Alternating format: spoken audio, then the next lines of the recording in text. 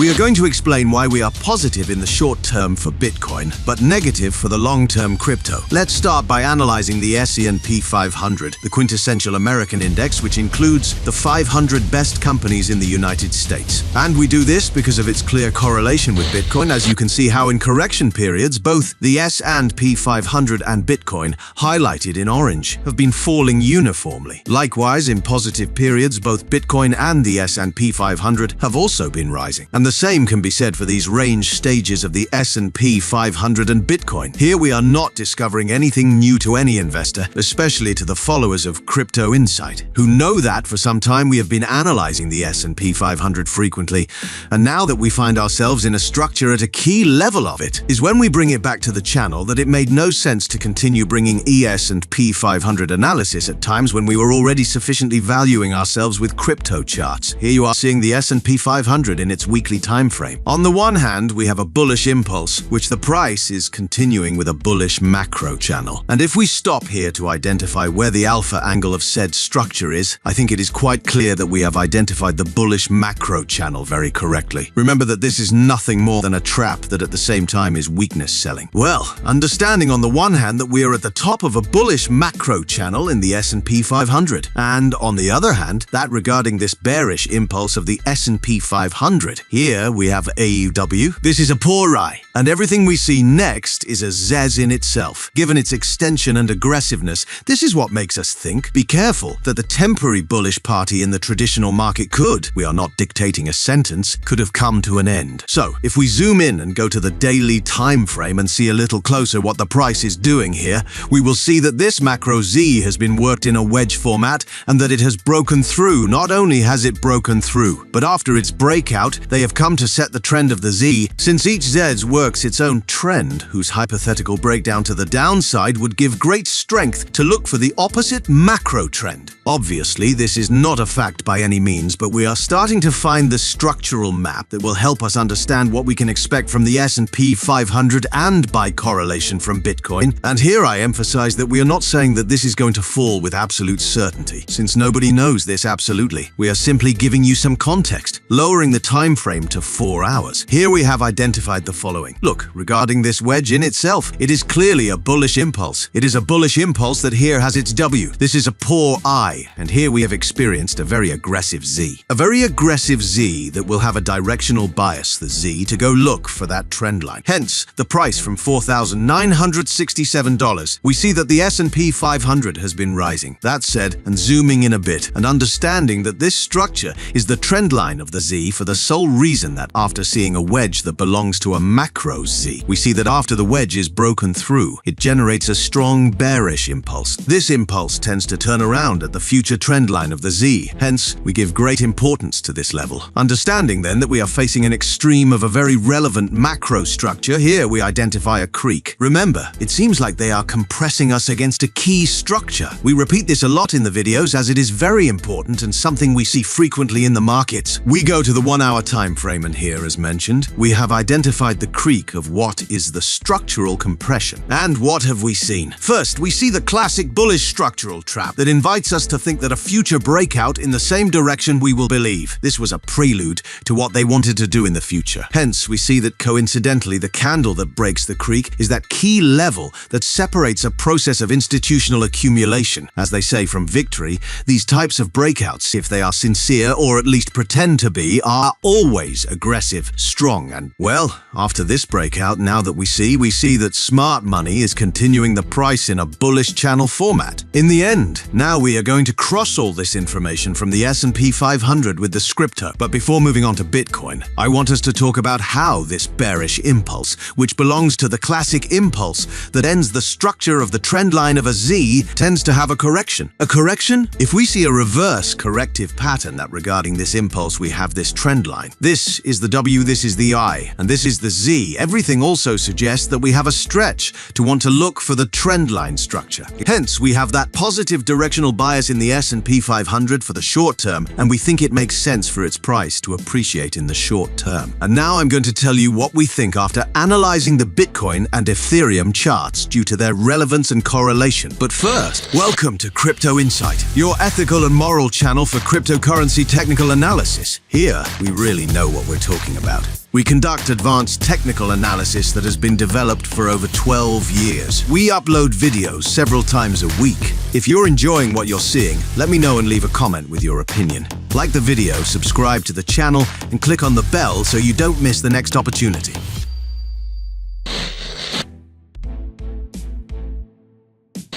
And regarding Ethereum, you are looking at the daily chart. Just to remember that we are in a macro bullish channel, from which here we are working on an institutional accumulation process that has led us not only to the first target, but also to the second target, right where the price has reacted. Well, just the right coincidences. At the same time, regarding the distribution that led to the bearish market, here we have identified the point of control, the level of highest transactional volume that aligns with the second institutional target, and we must add to this that here we have a strong bearish impulse. This is a W, this is a poor I, and this is a Z like a temple. If we zoom in and go to the 4-hour time frame, here we are going to see the wedge of the Z. Look, a huge wedge that I draw on your face. Here, it has impacted against the second institutional target of the bullish macro accumulation, and with the point of control of the distribution that led to the bearish market, and here we see the breakout of the Z wedge that generates a strong bearish impulse. Remember that the strong bearish impulse that breaks the wedge of a Z is going to look for the future trend line of the Z. Here you have it, and when it looks for that structure, what does it usually do to us? A correction. Hence, in the S&P 500,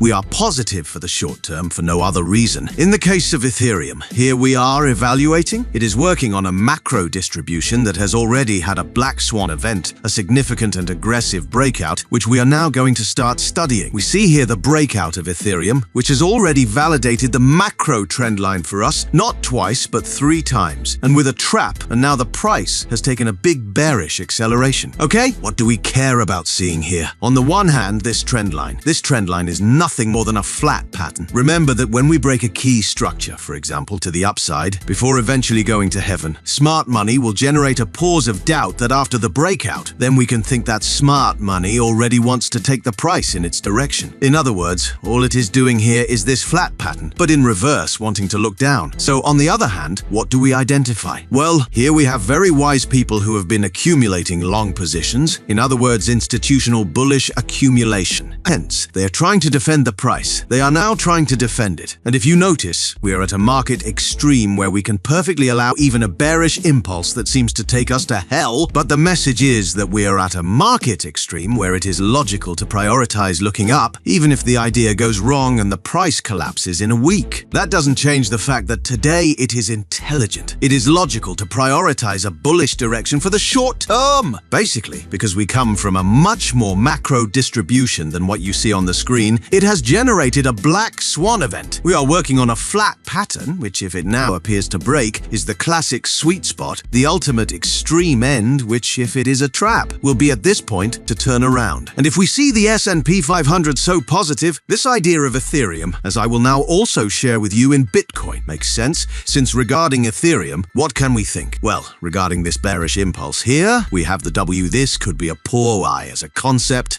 and now we could want to go look for a Z. A Z that we will see if they take us here. If they take us higher, either to look for liquidity in the distribution that would still be negative for the long term, as I was saying. Given all the context we see on the chart, there is nothing else we cannot see. An aggressive Z that impacts against the second institutional target, which at the same time is the point of control of a macro distribution. That Z ends up collapsing its wedge, which breaks through the trend line of the Z. Look, the chart speaks for itself. For the long term, the headline is, until proven otherwise, for the long term, we only have to look down. And this is also what the S&P 500 says. Obviously, no one has a crystal ball here. In the end, the price, if it wants to, it goes to $140,000 because it's the halving and because a statistical sample of just 3 units of halving is enough to push the price up. Who knows? But what the chart tells us is what I'm showing you. Remember that for the short term, it makes sense to look up first. We'll see how far, but first, we'll look up to eventually look down. And now, going back to the charts and specifically to Bitcoin, we go to the daily time frame to remember the macro structure, because remember that we are in a macro bullish channel, which is very relevant, and even more so after seeing a great bullish excursion that everyone sees, and I emphasize everyone sees that we are bullish in the crypto ecosystem. I'm talking about Bitcoin, not about crypto insight. Because remember that under this same hypothesis, when the price was at $68,000, we were also working on a macro structure like the one you see, but now it's much more macro. And here we were already saying that it was a terrible idea to go buying, even if the price made a 4x the next day. We didn't care. At the level of price structure and tracking what the big institutions are doing, there are points where executing an order is a terrible idea. In this case, after seeing such a tremendous bullish impulse, let's see who says it's smart to go buying.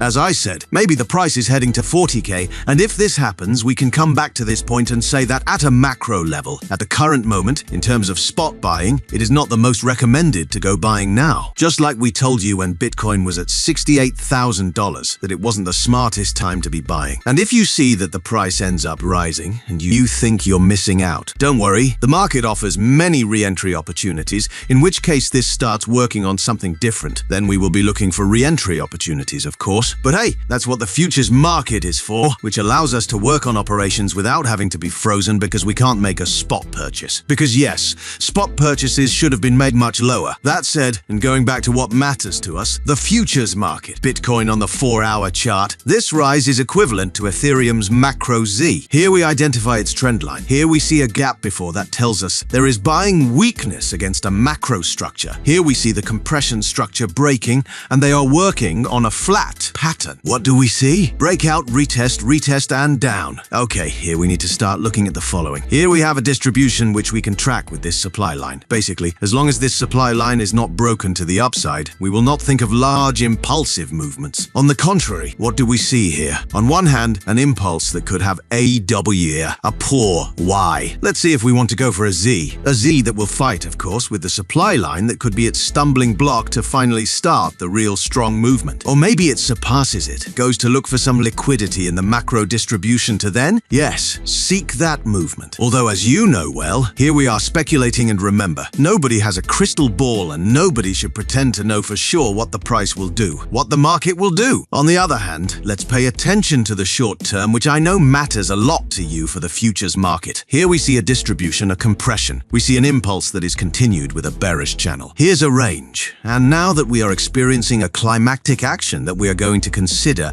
as a potential trap. All this, obviously, is to be confirmed, because if this exceeds strong, we will then be facing the black swan of the macro flat pattern of the macro distribution. And hold on tight, because you are in an amusement park and you are at the highest point where the free fall begins. But as I said, we would only consider this with what I have told you with a very aggressive breakout. Very aggressive. What I want to tell you, before starting this recording, we were already contemplating with the team the idea of a tricky climactic action. Basically what we are experiencing. This is something natural, something to be expected. Because if you notice, Ethereum, if it wants, can set this trap by its defense zone. It can set the trap by its flat pattern trend line without any problem to then recover, and then, so to speak, we all laugh about it. Back to Bitcoin. What's the moral? Well, for the short term, does this climactic action make sense? Certainly it does. Here we have to assess how much it extends. If it doesn't extend too much more. Don't extend too much more. If we see this starting to recover, then we will think about that Z. And as I said, we will continue to be bearish for the long term until proven otherwise. And in Bitcoin, it's about attacking and breaking that supply line. Therefore, we prioritize the long term as shorts, without a doubt. And as a follow-up, we have that supply line, and for the short term. Do we have to see this? Yes, first we're going to pretend to go up, and then we will see how to go down. But as I said a moment ago, if we take a step back and go to the 4-hour chart, this is ridiculous. But if we see something strong,